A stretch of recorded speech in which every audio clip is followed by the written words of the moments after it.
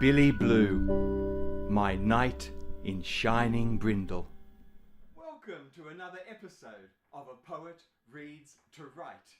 Today I would like to continue my adventure into the world of Gothic and horror. And in particular, this video will be focused on this wonderful little novel by Shirley Jackson, her last novel, We Have Always Lived in the Castle. It is a majestic little book to read. I am so enjoying this adventure into horror. As I've said in previous videos, horror is a very new genre to me. I have never wanted to read it or watch it on telly. So this is all very new to me and I'm really enjoying the adventure. And I have so many BookTubers to thank for inspiring me along the path of this way. And in particular, I need to thank Meg from Books Off the Beaten Path. What a fantastic channel name. Meg has really inspired me to In Search of Horror and Gothic, and particularly indie and lesser known examples of Gothic horror.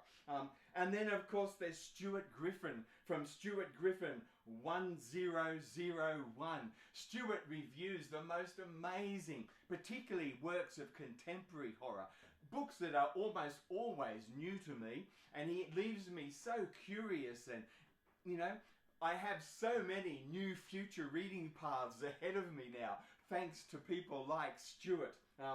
And then there's Jen from Literary Love 123.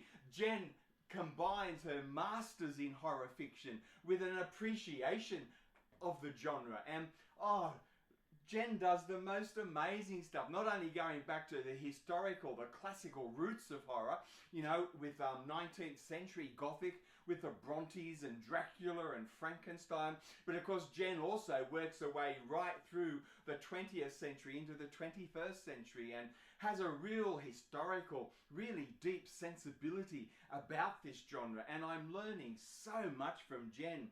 So Jen from Literary Love 123. Roy and Dr. Jenny from Roy Reads Anything. Oh, they have such a fantastic video channel, BookTube channel from the UK.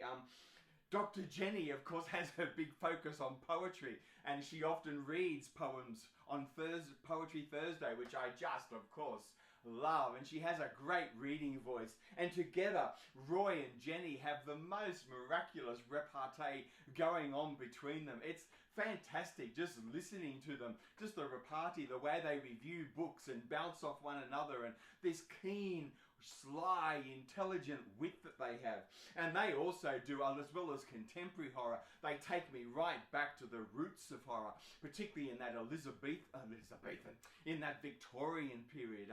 So I'm learning a lot from them about horror as well, particularly where horror has come from. And then of course there's Nicole from Nicole's Bookish Nook. Oh wow, Nicole is a writer of horror, as well as being a keen reader of the genre, and I love listening to Nicole talking about her own writing adventures and the process that she goes through with her editing, and then of course her reading of horror and where she goes with this, and the way Nicole combines the creative act of writing and editing with the reading act of reading other people's works. It's a fantastic channel. And wow, Nicole's Bookish Nook. What a terrific channel handle. Oh boy, just like Meg from Books Off the Beaten Path. Oh, I love these channels that have really given thought to their name and their handle, and some of them do this so well. And then there's John talking about channel handles. Oh, John also from the UK. Disquiet and dragons. Oh boy, I love fantasy, and I am a sucker for anything with a dragon in it. So I love John's channel. And John also does a little bit on the roots, you know, the historical Victorian Gothicism, the roots of horror. But in particular, John, like Stuart Griffin, he really specialises in the contemporary works of horror. And again, you know, John has given me so many possible reading paths, because he not only reviews a lot of fantasy literature, but lots of contemporary horror. Nearly always they're books completely new to me, and he's given me so many reading paths that I am very curious about. And then, of course, from America, Albert the Conjugator. Oh, what another channel handle. Oh, Albert. Albert's another young bloke who does really good reviews of contemporary horror. Again, books almost new to me. I have so many new adventures that I have in place, and oh my goodness, they've given me a massive pile of books to be read and books to be purchased, and I'm so enjoying this adventure into the world of genre, of the horror genre, sorry. When I decided to embark on this horror, I had a little bit of cash left over from buying this tiny home with my Billy Blue. So I went to the Folio Society from London, and I bought two works by Shirley Jackson. There's this one, The Haunting of Hill House, which I've already done a couple of videos on now. You can see this beautiful little hardback book that you get from the Folio Society, and they just open so well in the hand. Every reading experience is just an absolute treat. So there's The Haunting of Hill House, but the book I'm actually reviewing today, We Have Always Lived in the Castle. Look at this slipcase. This majestic slipcase with the black cat on the cover and this dark, foreboding, closed-in wooded estate around this big estate house. And then you can see on the back of the slipcase, over this rickety old falling down fence, you can see it through the closed-in wooden dense forest. You can see the estate house in the background. It's just a magnificent slipcase, I think. And the use of the colours, oh, you know, it is a foreboding cover. You can even see here, I don't know whether you can see this, you can see some of the tokens that have been nailed to trees, and there are tokens buried all over the estate to ward off danger. It's really interesting. One of the main characters in the book, Merricat, goes around nailing tokens and burying treasures throughout the estate to ward off evil, which is, of course, just any villager who might wander past. This is a magnificent little slipcase. But the book itself, oh, look at this. The Folio Society, you know, the end papers are very plain, but look at the richness of that golden, almost mustard colour. I just love that. And then you open it up. The illustrations. Here's the first illustration of the two wonderful sisters. And I think just the use of that pink, it just has such a foreboding, you know, disquieting type of tone to it, that picture. I think it's wonderful. The illustrations are by Angie Hoffmeister. She's the same illustrator who did The Haunting of Hill House for the Folio Society. And I think she juxtaposes this old-fashioned view of the world. You know, they're almost like going back to very early 20th century book illustrations. But there's always this foreboding sense of horror, of the supernatural, of something about to crash in with ill intent. I think she catches this really well. Angie Hoffmeister.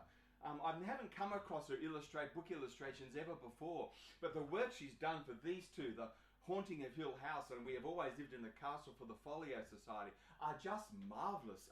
And this edition of We Have Always Lived in the Castle has an afterword by Donna Tartt, and oh, it's a wonderful piece of writing as well, really situating We Have Always Lived in the Castle within the genre of horror and Gothic, and looking at Shirley Jackson and what Shirley Jackson has brought to the table, how she's evolved, you know, and helped change mould the genre of horror to her own purposes. And of course, this novel is a very interesting novel. You know, is it a work of horror? Is it a work of Gothic? When you read particularly the first half of the book, you almost feel like you're reading, you know, an Agatha Christie whodunit, you know, because the novel starts with, of course, a famous poisoning. It says in the book itself that it is the most famous, the most outrageous example of domestic poisoning in US history. So who did the poisoning? You know, so you almost feel at the beginning you're reading an Agatha Christie type book. But is it horror? Is it whodunit? Shirley Jackson just bends these genres and creates her own rules, and I guess like any literary genius, she refuses to be bound down by definitions, by easy categorization. That's one of the things that I really love about this book. The other thing I love about this book, you know, horror is often a little bit dismissed by serious literary critics as simply being popular or lowbrow fiction. And the other thing I love about Shirley Jackson, particularly in this book, is that plot almost matters for naught. You know, this is not a page turner in the sense that you're turning every page to simply find out what's going to happen or who did it. Because I really think, you know, any reader who's read anything to do or watched on television, you know, anything to do with detectives, whodunits, Agatha Christie, any of that sort of stuff, it's very obvious right from the beginning, I think, when you read this book, who actually did the poisoning. You know, there's only a very small cast of characters, and it has to be one of this small cast of characters who did it and got away with it. And I think you always know right from page one who did it. It's pretty obvious. So that's not the point of Shirley Jackson's writing at all. This is a novel like The Haunting of Hill House. This is a novel of ambience, of mood, and you are reading it to simply experience the mood. This wonderful little ensemble cast that Shirley Jackson assembles very dramatically like actors on a stage, and you're watching this small cast of actors live with one another. And you know, just like The Haunting of Hill House, they're good people. You know, at their core, they're good people wanting the best, wanting to do the best. And in a sense, they're loving people, gracious people even. But of course, they're also people, characters that do a lot of damage. And it's really interesting. I love the way Shirley Jackson just walks this tightrope of fiction and creates this mood that you just feel completely enveloped in. I just love it. And I think Angie Hoffmeister, she really captures this really well in the illustrations.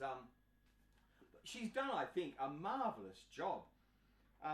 Here's another one of Merrycat, the main character, because this is very much, you know, it's a first-person narrative, and you get the whole story through the eyes of Merrycat, this young woman, and oh my goodness, what a character she is. Is she one of the great characters that has walked through the pages of 20th century fiction? I think so.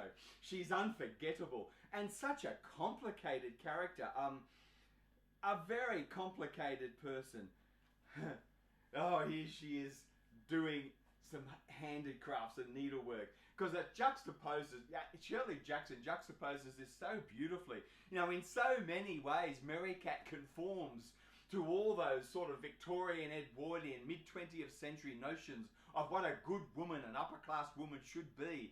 And she does all her needlework, and, you know, she likes reading and visiting the library, and but there's this other side to Merrycat, isn't there? Oh boy, there is another side to her. She's a very complicated character. And here you get one of the many double-page spreads in this book. It's just magnificent. Look at that. You know, you've got the beautiful smiling of the eldest sister, Constance. You've got Uncle Julian in his wheelchair. You've got Cousin Charles, who looks anything. He's not sinister at all in this picture, is he? He looks like a lovely, decent young man. And it looks like Constance is smiling on him, and, you know, their courtship is well afoot. But just in the corner here, if you can see, there's Merrycat grimacing at the scene of domestic bliss. Grimacing with the cat, the black cat Jonas. Oh, there's Merrycat, the complication. Oh boy. She's a wonderful, wonderful character. Here's another double page spread when a country house starts to catch fire. And again, I think you can see, it's just a beautiful use of colour and line. There's such a dramatic vibrancy in the artwork. And the red of the flames, it's almost a pinkish red. And to my eye, at least, it really does have that sense of foreboding doom about it. I just think that's a marvellous artwork for this book. Really captures so much mood. And there's After the Fire, the ruins of the kitchen with Jonas the black cat surveying the damage done. Oh. And another page here with the two sisters again right at the end. You can just see the back end of Jonas the black cat. And then there's Mary Cat and Constance again surveying the damage, and you can see Mary Cat here dressed in a tablecloth because all her wardrobe was destroyed in the fire. And the two sisters are very agoraphobic, and they become increasingly agoraphobic as the novel progresses. So they simply can't imagine, it is inconceivable that they could ever go outside by the end of the novel. And so they can't get to any shops to buy a new wardrobe, even though they have the cash to do so. So here's Mary Cat dressed in her tablecloth with a beautiful sash from one of the old curtains around the middle. Oh boy. And I think this, again, the artwork is just fabulous. We have always lived in the castle. Whew. At the beginning of the novel, you have a slight opening up of our terrain, and you have Mary Cat. Mary Cat is the only, living in this big country estate. There is Uncle Julian, who's in the wheelchair, partly to do with he survived the poisoning, the arsenic poisoning, but he was very much damaged by it and ended up in a wheelchair for the rest of his life. Then there are the two sisters. There's Constance and there's Mary Catherine, or Mary Cat, the two sisters who also, of course, survive the poisoning. And then there's Jonas the black cat, who is a wonderful character right through this novel. Oh boy, Jonas is a wonderful character, the confidant, if you like, of Mary Cat, the main character. And then in the second half of the novel, you have the intrusion of Cousin Charles, who possibly, to begin with at least, appears to be gracious and loving and kind, but ends up being anything but. And he is a real fly in the ointment. Cousin Charles. And he's nearly always referred to as Cousin Charles, to have that real juxtaposition again. It's marvellous. But in the beginning of the novel, Mary Cat is the one character who can leave the house and walk into the village to buy groceries and to swap books over, exchange books at the local library. And when she's going through the village, the villagers hate them because they know that one of them is a poisoner and poisoned their whole family and got away with it.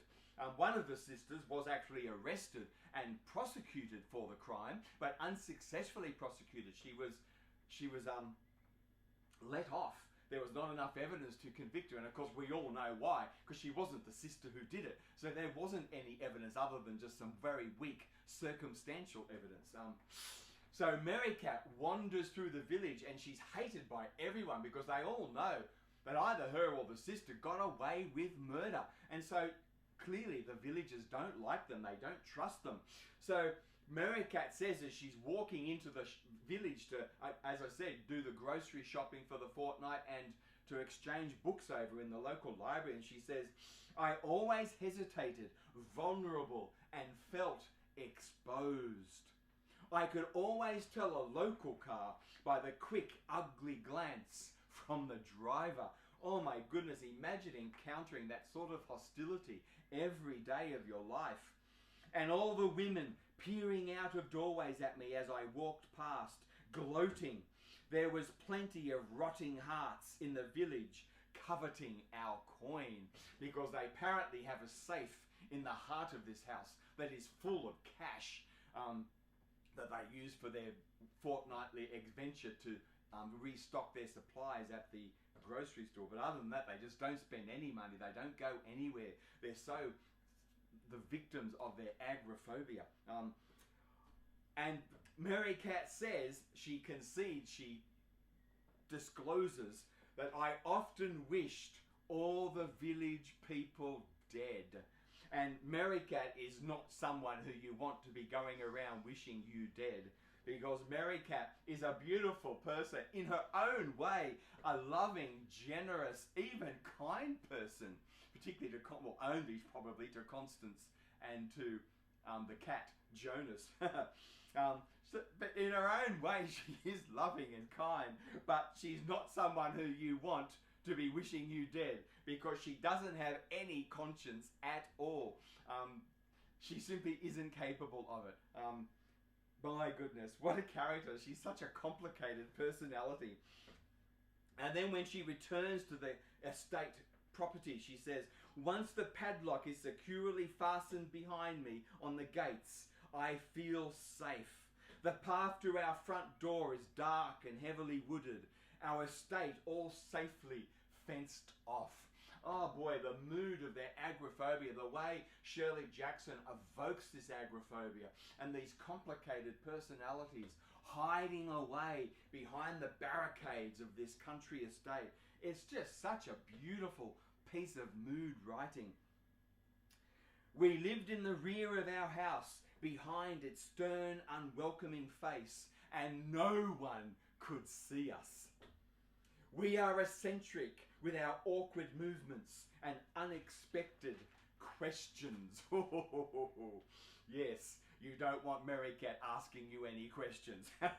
And Uncle Julian at one stage says, "The villagers afraid of visiting here for an afternoon tea or something?" Not that there are many visitors, of course, invited for afternoon tea, but there are one or two trusted elders from the village who are invited every fortnight. There's this rhythm of coming to have afternoon tea. And Uncle Julian says, "The villagers afraid of visiting here? My niece, after all, was acquitted of murder. There could be no possible danger in visiting here now." Except we all know who did the murder, who poisoned all of their own family. Boy. And Uncle Julian says, "Have you ever tasted arsenic? I assure you, there is one moment of utter incredulity before the mind can accept what's happened. Arsenic in the sugar bowl. Some of us, innocent and unsuspecting, took unwillingly that one last step to oblivion. Some of us took very little sugar." That, of course, was him, so he survived. And, of course, the sister Constance, even though she also enjoyed the blackberries, but she never put sugar on hers, so she knew that she wouldn't be poisoned for that. Well, the sister who did the poisoning knew that Constance would be safe. Boy. Uncle Julian says also in the novel, "I am a survivor of the most sensational poisoning case of the century. And I have all the newspaper clippings, exhaustive notes. I have written it all down." And that, of course, is what Uncle Julian does all day, every day, in his wheelchair. He is recording, assembling his personal history of this case of poisoning. And you're always left wondering, you know, it's obvious who did it, but does Uncle Julian know? Or does he simply got no idea? Because if he doesn't know who did the poisoning, what sort of evidence is he assembling? You know, presumably he's actually assembling evidence that would convict the right sister if it ever came out. And the two sisters treasure this because they treasure Uncle Julian. So they, even at the end of the novel, they look after all his exhaustive library and all his notes on reflecting back to the night of the poisoning. It's so interesting what Shirley Jackson does with this. The sugar bowl, the heavy silver sugar bowl. It is, of course, a family heirloom. And the sugar bowl is still there, washed and clean. The sugar bowl that had been mixed with this arsenic to poison the whole family.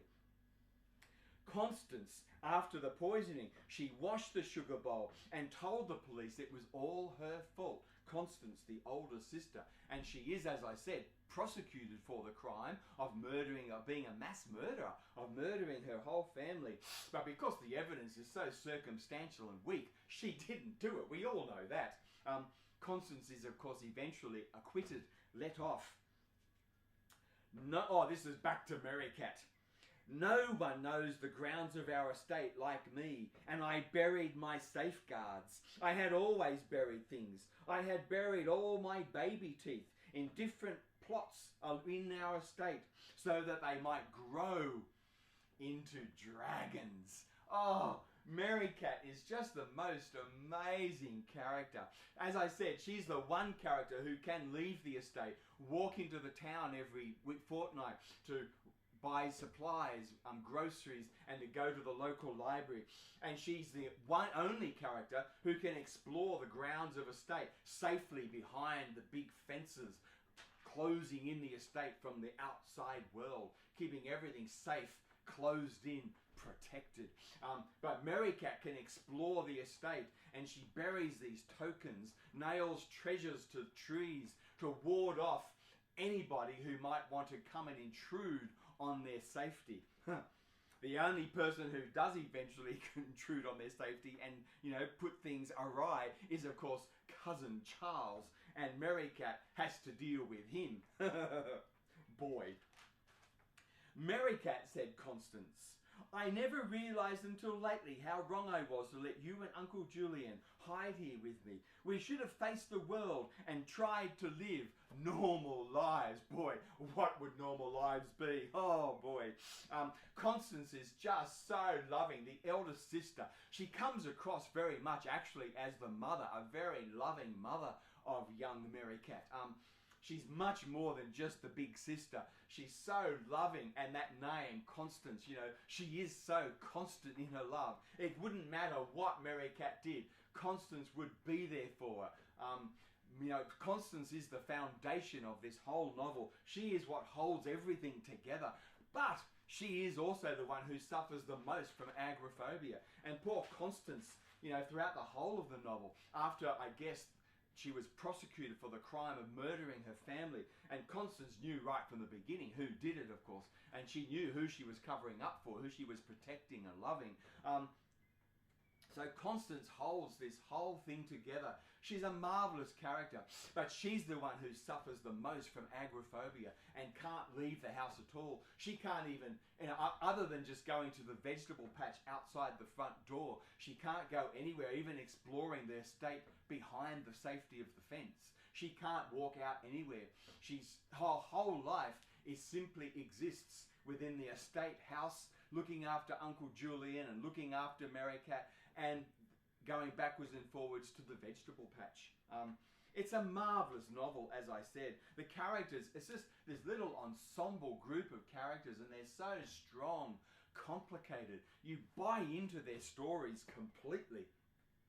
And Uncle Julian at one stage says to Constance, because Cousin Charles is ruining Constance, clearly has mercenary reasons. He wants to get that safe full of cash. And Uncle Julian knows what's going on, and he says to Constance, Cousin Charles is dishonest, and I will not tolerate his intrusion. He is a bastard. And Uncle Julian does not use bad language. So for him to say that word, something is afoot. Something is very, very wrong. And Merrycat says, oh my goodness, bouncing off what she's just heard Uncle Julian say. Merrycat says, Thursday was my most powerful day. It was the right day to settle things with Charles. And things are going to be settled. Merrycat, this book, is it a horror? Is it a Gothic novel? There's no supernatural element in it at all, really. This is more a psychological thriller, I guess. Very much about mood, actually. As I said, there's no sense really of who did it, because we all know who did it and why, or maybe not quite so much why, but we certainly know who did it. I love the way Shirley Jackson just evokes this. Merrycat is simply Merrycat. Shirley Jackson is clever enough not to try and explain too much what motivates her, what is her psychology, what is her psychosis, what is it that's going on? Why does she do the things she do? Merrycat is simply Merrycat. And that's what Constance loves about her and protects her for and loves her to bits. Merrycat is just Merrycat. And she just does what she does. There's no conscience about it. There's no right or wrong. she simply does what she has to do to survive in her love with Jonas the black cat and Constance. It's just that clever little triangle, that pyramid of love. Constance, Merricat, the black cat, Jonas. Oh, I love it. It's just really, really clever. And she's so superstitious though. Hence Thursday is that powerful day. You know, you'd almost expect it, and there is a lot of nuance back to the witch trials, you know, the way villagers can turn on one person and, you know, accuse a woman of being a witch. And there is, you know, without ever it being explicit, Shirley Jackson is very clever the way she alludes to this, but it's always very safely in the background, and she never makes the allusion explicit or does anything crude with it. It's just really clever. You know, is Merricat a witch? Well, it's not even a question that really comes up in the novel, but it is grumbling away in the background. Merricat is such a complicated, interesting character, totally magnetic. I've loved spending this time with Merricat. I really have, boy. And to begin with, when she starts to try and settle things with Charles, she does little acts of sabotage. So she sabotages his famous gold, very expensive fob watch that was actually belonged originally to the father of Merricat and Constance, who of course was poisoned by one of the two sisters. And Charles comes into the house and immediately takes the watch for himself. He gets it mended and he starts wearing it because he's starting to intrude into every part of the house and intrude into Merricat's daily rhythms and routines and her relationship with Constance. And that is symbolized in him taking the father's fob watch. And of course the father, presumably, again, this is never made explicit, but presumably the family were bullying and hectoring and not very nice people. Hence Merricat had to do away with them. But again, this is very much implicit. It's just very cleverly, very subtly, just alluded to. It just grumbles away in the background all the time. Shirley Jackson is just a fantastic mood writer. Absolutely brilliant. So yes, Merricat to begin with, she just starts little acts of sabotage. She sabotages the fob watch so it won't work anymore. She pours water onto his bed like he's wet himself during the night. She brings in leaves and dirt and scatters it on the floor of his bedroom to again make him feel unwelcomed. Small acts of sabotage, childish, silly. But again, of course, that comes back to again almost excusing Merricat. You know what Merricat's going, you know where this is going to end up, you know, and it's not going to be good. But you almost excuse Merricat because she is so childlike. She just has no sense of right or wrong. It just doesn't come into it. Merricat is simply Merricat.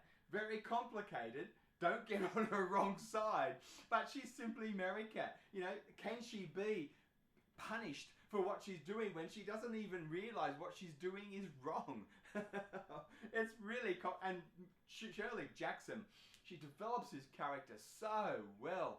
Oh, it must be such a genius act to create such a character that is so loving, gentle even, believe it or not. You know, a character so, in some ways, loving, gentle, kind, quiet,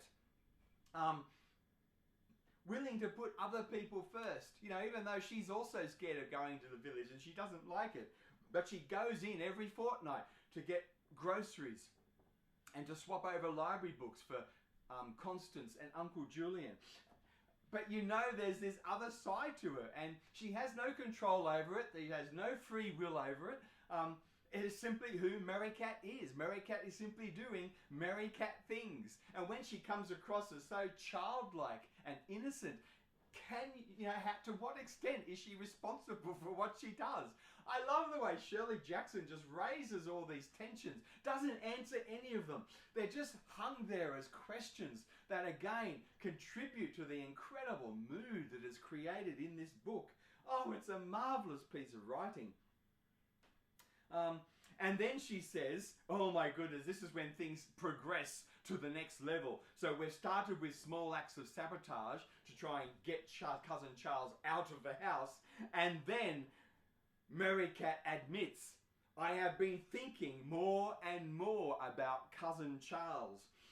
I would if I could. Oh, I would, if I could, turn him into a fly and drop him into a spider's web and watch him tangled and helpless and struggling. Oh boy, just these clever allusions back to like the Salem witchcraft, hunts and all sorts of things. The way villagers turn on one person and demonize them, and this is so cleverly alluded to because it's clear in the novel Mary Cat cannot turn him into a fly.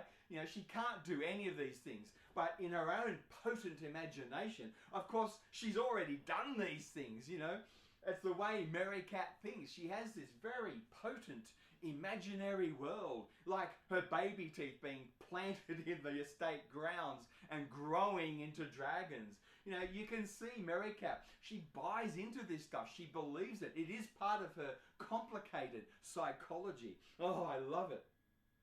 And at one stage there, Mary Cat says to Charles, she confronts cousin Charles, and she says to him, "You are a very selfish man, perhaps even a scoundrel, and you are overly fond of the world's goods." And of course, Mary Cat is not worldly wise at all. She's so innocent, and she of course is not interested in goods or wealth at all, even despite the fact they have this safe full of cash, or allegedly a safe full of cash. We never see it. Again, that's another thing that Shirley Jackson is too clever to ever make explicit. There is a safe, but is it actually full of cash? Because it's never opened. I guess we know they're getting the money from somewhere to go and buy the weekly groceries, but where, we do not know. I guess there is some money in the safe. But you always get the feeling in the novel that the safe actually contains money, but probably actually very little. Oh boy. And then at the end, after the fire, when the house is half burnt down, Mary Cat looks up at this burnt down ruins, which her and Constance are going to have to spend the rest of their day in. They don't have the money to repair, or if they do have the money to repair, they can't get it repaired because they couldn't cope with the intrusion of builders and the whole house being a work site, and they're so agoraphobic they can't leave. So for them it's better to live in the fired ruins of the house than to try and get anything repaired. So they're living in the ruins of this house. The whole top has been burnt down and open to the sky. The whole roof is off the house, exposed to the elements. And Mary Cat goes outside after the fire. She looks back at the half burnt out ruins of the estate where she's going to have to spend the rest of her life. And she's only a young adult in the book. So she's going to live there for a long time in this house, literally falling down around them with no roof on it anymore. She looks back at the house and with so much pride, she says, "Oh, our house is a castle, Constance. It is turreted and open to the sky." What an image. This burnt down, ruined estate house is turreted because it's literally like burnt teeth, jagged teeth, opened up to the sky. Open to the sky because the whole roof has been burnt and collapsed in on top of itself. And it's like a castle, turreted and open to the sky. Just Mary Cat's way of looking at the world, of making the best of things. Almost of not even, so innocent that she's not even aware of the damage, of the problems. To her, everything is simply good because she's got rid of cousin Charles. And then she turns to Constance, her beautiful big sister, and Mary Cat says, "We are going to be very happy, dressed in a tablecloth like rag dolls." Oh boy, what a beautiful way of looking at the world. So unmaterialistic. It's just and the bond between Constance and Mary Cat is just astounding. If Mary Cat is the unforgettable character, one of the strongest characters to ever walk through the pages, I think, of a 20th century novel. She is so magnetic, such a complicated personality to draw your focus of attention. But, if Mary Cat is the focus of the book, the whole book is told from her point of view. The relationship between her and Constance, and between her and the black cat Jonas as well, actually. Jonas is a great character in the book. But this great pyramid of love, of nurturing love and wonder between the Jonas, the black cat, Mary Cat, and Constance, the two sisters. There's this incredible pyramid of love and wonder and even joy amidst all the ruins and poisoning and talk of death cat mushrooms. And there's these allusions all the way through the novel, and the way Shirley Jackson creates this mood, it is astounding. You know, this is not a novel that you're reading so much for plot, for finding out what will happen next. It is very much a character-driven novel, and in particular for me, even more than the characters, you keep falling in love with this book because of the mood that Shirley Jackson creates, the allusions to all sorts of other things in American history and characters and personality and psychology, and you know, there's such a richness of allusion. It's the way she creates this mood, this ambience that is there in every page of the book. It is a marvelous, marvelous achievement. I've had such a ball with Shirley Jackson. I'm just loving it. Unfortunately, I don't have any more Shirley Jackson to read, and I don't have any money at the moment to buy new books. So We Have Always Lived in the Castle, The Haunting of Hill House. I've got the wonderful Ruth Franklin biography of Shirley Jackson. So for the moment, I'm going to have to be content with reading these things. And I have been told by my daughter Rhiannon that I can read the short story The Lottery online, so that will be a priority for me to do over the next week or two, because I know how short that is, and I can't wait to read The Lottery. I read so much about that short story in, of course, Ruth Franklin's biography, because it was such a breakthrough moment in Shirley Jackson's career, apparently. So I can't wait to get to that. So, We Have Always Lived in the Castle. My goodness, if you're looking for a great book to end out the year with, I would strongly recommend it. I absolutely loved it. It's a very short book of about 170 pages, but it's a book of remarkable mood and ambience. Shirley Jackson's a marvelous mood writer. I would really, really recommend it if you want something to end out your reading year. Now I'm going to take part in a short tag. This is a tag that was created by Meg from Books Off the Beaten Path, which I just fall in love with, that channel handle. Every time I say Meg's hand channel name, I just get, oh my goodness, bowled over by how great it is. So this is a tag that was created by Meg from Books Off the Beaten Path and by Heather Reads, which is another channel I'm hoping to subscribe to and follow along with. And the tag that Heather and Meg have created is called Hold My Place. Oh, what a fantastic name for a tag. And the tag itself is a quirky little thing about bookmarks, about how do we hold our place, mark our place within our reading adventures.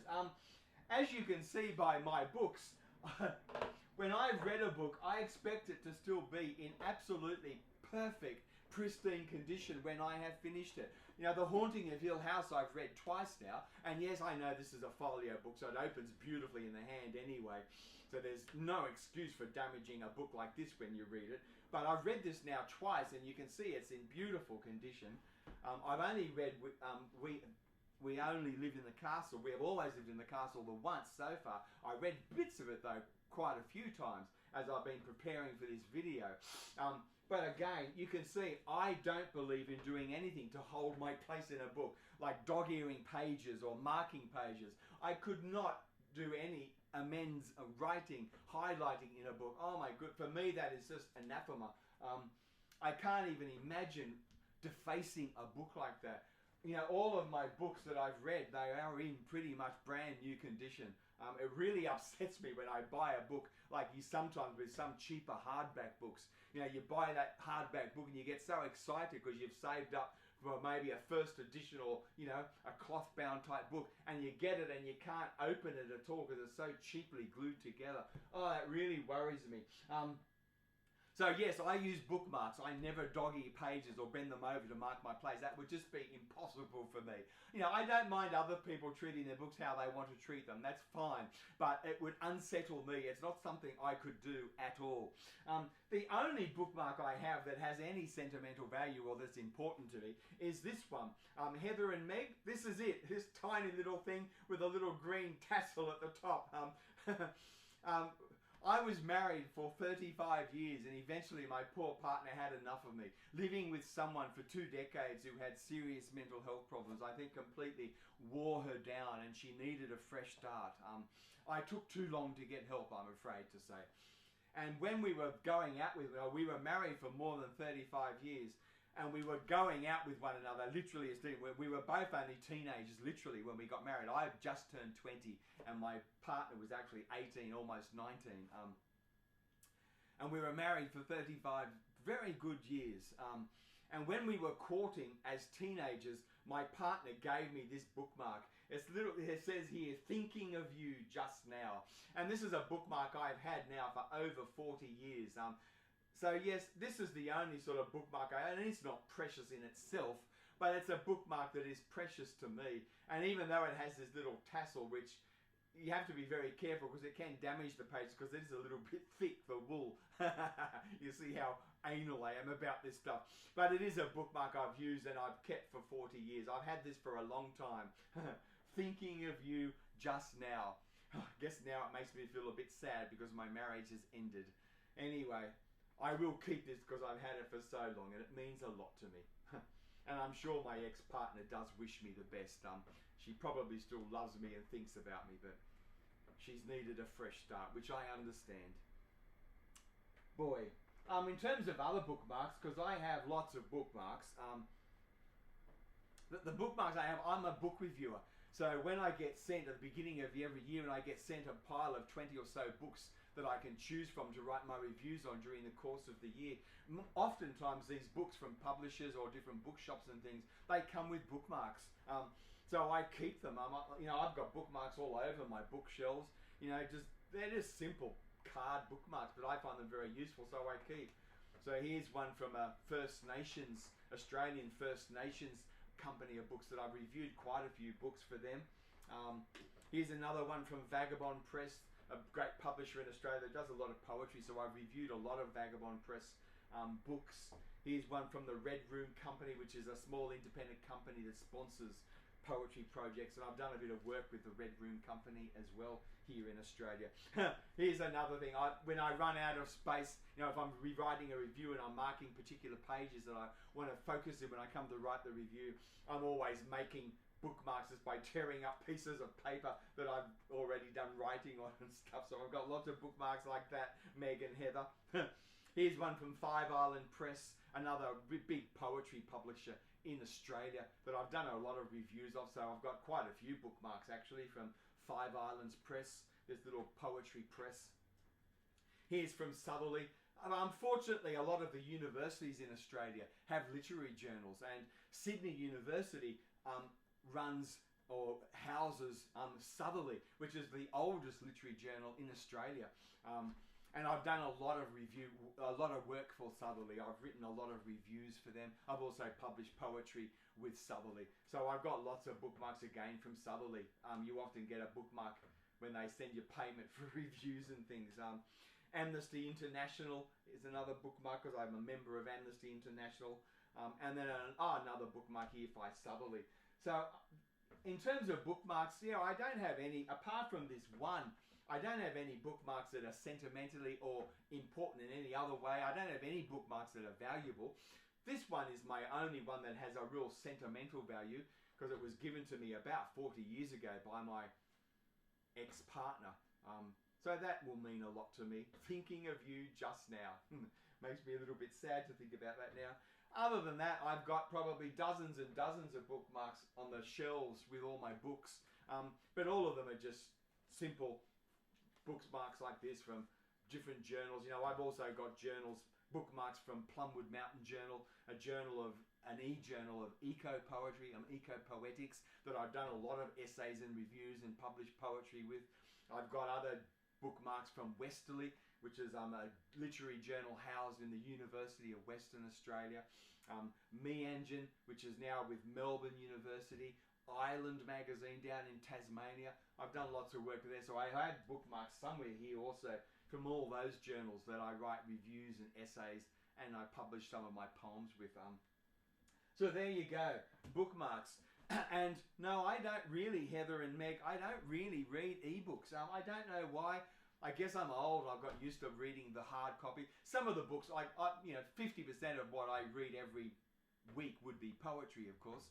And most contemporary poetry is published by very small publishing houses, and they actually don't publish the manuscript as an ebook. So a lot of the stuff I read, I guess I can't buy electronically. I have to get the hard copy book, which I wouldn't even think about buying the ebook anyway. I just don't read ebooks. I buy hard copy books. I keep them. I never get rid of books. They stay here. In this tiny home, I can only have some of my library.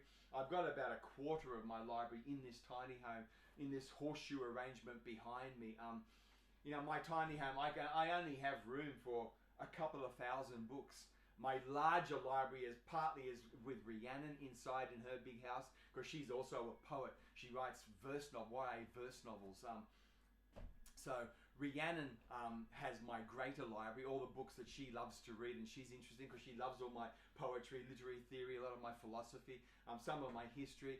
We have a lot of shared reading interests as she's a YA verse novelist herself.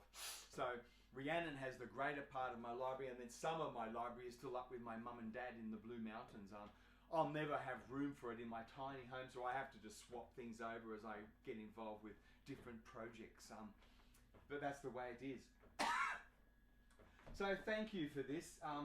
I had a ball doing this particular prompt, and thank you, Heather and Meg. I really enjoyed doing that funny little tag on Mark Your Place. Great name. Really, congratulations on that. I had a ball doing that. It's a tag full of whimsy. Who would have thought about doing a tag on bookmarks? It's not something that would have ever crossed or entered my head on my own. So thank you, Heather and Meg, for suggesting that to me. I hope I've done some justice to it. And the main point of this video, of course, was again my continued journey into the horror novels of Shirley Jackson. I've done a couple of videos now on The Haunting of Hill House, including the Mike Flanagan TV adaptation of the novel, and I've just absolutely loved that.